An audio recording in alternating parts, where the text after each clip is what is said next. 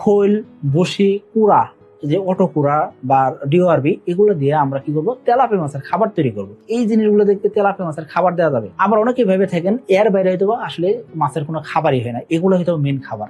দেখেন, তেলাপিয়া চাষ করতে যাচ্ছেন, সেক্ষেত্রে অবশ্যই আপনাকে খেয়াল করতে হবে, মাছ যখন ছোট থাকে সেক্ষেত্রে 35% আশপাশে প্রোটিন দিয়ে খাবার দিতে হবে। অর্থাৎ ছোট পোনাকে 35% প্রোটিন দিয়ে খাবার দিতে হয়।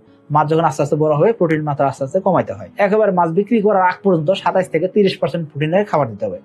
এর নিচে প্রোটিনের খাবার দিলে সেক্ষেত্রে আপনার তেলাপিয়া চাষে ভালো রেজাল্ট করতে পারবেন না। তাহলে আপনার করণীয় কি, 27-35% প্রোটিনের খাবার দিয়ে তেলাপিয়া চাষ করতে হবে। এখন খোল, বসি, কুড়া, এগুলো দিয়ে আপনি যদি তেলাপিয়া মাছের খাবার তৈরি করতে চান, সেক্ষেত্রে আমি বলবো আপনাকে, আপনি অবশ্যই 27-30% প্রোটিন রেখে খাবার তৈরি করবেন।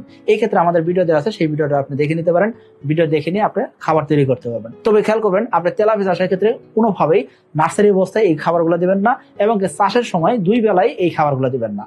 অর্থাৎ আপনি লুজ খাবার বা লিকুইড খাবার বানিয়ে দিতে চাইতেছেন, সেক্ষেত্রে খৈল, বসি, কুড়া দিয়ে যদি খাবার বানাতে চান, সেক্ষেত্রে আপনি সকালবেলা এই ডুবন্ত খাবার দিতে পারেন, আর বিকালবেলা আপনি অবশ্যই কিনা খাবার বা কমার্শিয়াল ফিড বা ভাসমান ফিডটা আপনি দিবেন।